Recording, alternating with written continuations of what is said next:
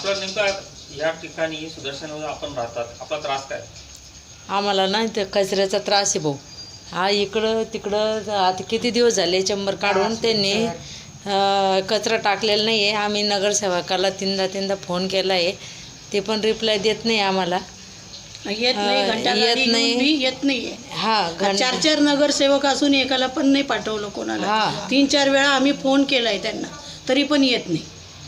आणि ज्यांना एवढं आमची मान्यता एवढीच आहे की त्यांना कोणाला तरी पाठवावं आणि उचलायला लावावं. आम्हाला एवढा याचा खूप त्रास आहे आम्हाला. आणि आपला नेमका आरोप कोणावरती, महानगरपालिका का नगरसेवक? महानगरपालिका. महानगरपालिका येत नाही ना, कोणीच येत नाही. महानगरचे पण येत चंबर काढून नाही, नगरसेवक पण उचलत नाही. चंबर पण उचलत नाही, ते चंबर मधली घाण पण उचलत नाही, ती तशीच राहते. आणि त्याच्यामुळं मच्छर काही पण घाण येऊ शकते घरात त्यांना. त्याच्यामुळं काय हा ना. आपल्यासोबत आता वयस्कर जे आहे सर्वात, ताई आपण का सांगता तुम्ही आजी? चंबर भरलेलं उपसून इथंच टाकतात आणि ते घाण पूर्ण डास मच्छर इथेच घरामध्ये येतात. आम्हाला झोपा पण नाही आहे. नेमका तास आता भाडे करू का मालक का मालक? मालकाची बाजूला आहे ते, आणि आम्ही भाडे करू बाजूला आहे. मालक आम्ही येत ना.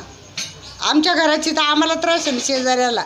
नाही, घर मालकाचंच हे ते हा, problem घर मालकाकडेच आहे. हा. पण ते लक्ष देत नाही. आपला पुढचा बोल. आमचं पाठीमागचं पण आता 3 वर्ष झाले चंबरची लाईन टाकून त्यांनी सगळं घाण टाकलेली आहे, ती पण उचलून घेण्यात यावी. कारण की तिथं जंगल झाले, तिथं साप वगैरे निघू शकतात. आता मागं निघलेले पण आहे.